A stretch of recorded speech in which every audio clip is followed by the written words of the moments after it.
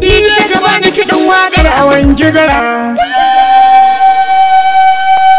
Malam sha girgirbo, ban gane wannan kira da kake mana ba da kuma kana ta cewa a yafe maka mu yan kwankwasiya da shauransu, kuma yanzu ka zo baka yi nasa abu ba, ka zo har gida ka same to me ke tafe da kai? Ni gaskiya kake nema a gaban a gare mu yan kwankwasiya. Tsakani da Allah hajiya ummi na san ku yan kwankwasiya mutane ne masu yafiya da kaunan manzon Allah.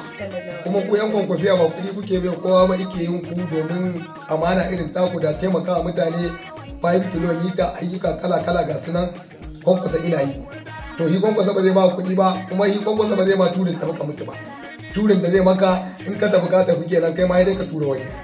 Kuma aiki kwankwasa baka isa kai masa aiki na ujura ba, aiki za a yi wanda jikokin kuma ya sun gani. To ni wannan kuma daman duk mutumin da yake yana son ka da safe dan yamma ta ya ce ya gudu, to akwai bayani, akwai abin da ya gano. To me isa lokacin da rarara ya baka mota, me ya baka babur, ka tafi kana cewa waye da waye a gaban ganduji? To me ka ji wannan maganganun? Ka san zuwa kai ka wanko su kuma ka zo kake irin wannan ajiya ummi ai mage ce mai kwance ɗaukar rai. Ai saboda ba iya kwance na ne isa dan su akwai unguwan kowa daman zaben nan mu muka ci, suka zo suka yi mana fayis da kidnapping suka karbe, ka gani. Kuma na je in dan manzo Allah sallallahu alaihi wasallam ake ka karbi mayakin kafiri na ba'ar ne da makami ibada ne, ka yaƙe da kayansa.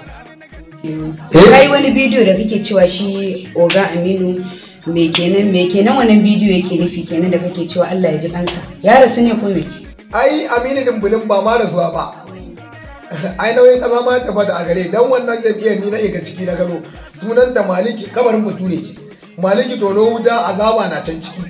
Ni na ji me nake ji, aure ne suka samu corona, ne kuka ba kwanan hinkafa suka hana ni, ne kuka da kuma kuka ba na yi ne nake to daman akan katanga ne, shi ne yanzu kuma na duro cikin kuni daman kunawa ne, kuma ku da ke ayan halan ne. Yanzu dai ina so ka yi halacci a rayuwa da mazalla da yaya al'atuwa. Wannan gaskiya ne. Suwaye suka yi maka halacci a rayuwarka, ka faɗe sunayensu ina so in ji. Yawwa farko al'atuwa shi ya daga hannuna, sannan bayan haka bazalla Allah ya masa albarka, Sani Igwe ya karɓe ni Allah ya masa albarka ban santa, sannan Ummi Kano ita ma ta wace ba zan manta da Ummi Kano ba, irin gudunmuwar da Ummi Kano ta bani, saboda Ummi Kano ita ma yar halacci.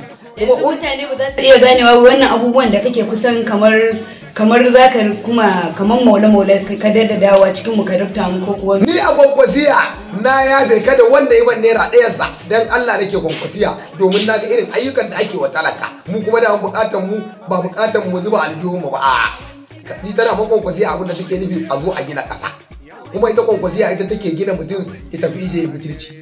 Yi kwa APC kabarin bature ce. Ya isa, yanzu da ƙarshe me zaka ce da masoya masu daraja kuma da masoya dan Musa mai Allah da shi kanshi Ogan? Alhamdulillah. Da ni me zaka iya ce mai yanda zai ji daɗi ya ji a zuciyar shi da kansa da abba gida? Yawwa. Ci gwamna me zaka ce musu? Yawwa.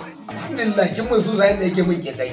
Ina kira ga madugun kwankwasiya mai amana Dr. Rabi Musa Kwankwasa, uban mara uba mai uban ma kai ne ubansa, baya goya marayu. Jirgi ka ɗau mutum ka ɗau kansa in ya gaddama ka ɗau gidan gaba ɗaya ranka ta kaf. Ina wa madugu Allah ya ƙara masa lafiya, ubangiji Allah ya bashi ƙasar nan shekara 8 sau 3 ko sau 4. Sannan bayan haka abba gida insha Allah Kano ka kwantar da hankalinka, taka ce ba wani shege da zai zo ya ba wani shege da zamu yadda ya zo ya kare mana conclusive in Allah da ya musu complete jahi rasulullahi. Ce da dubuci gwamna shi kanshi bai ji daɗin al'amuran da ya faru ba, shi ma wani roƙo za ka yi ko kuma wani neman gafara za ka yi gare shi? Alhamdulillah fata na ga dubuci gwamna da mun kin so samu inda yake mun ke kai, dan Allah dan manzan Allah dan bijaya rasulullahi, kamar yadda Allah ya lamunce musu ya yafe musu akan ayyukan da suke a duniya. To billahi la ilaha illa huwa, ni ma ina neman yafiya ga dubuti a yafe mu ne, domin ku mutane masu yafiya daman na sani.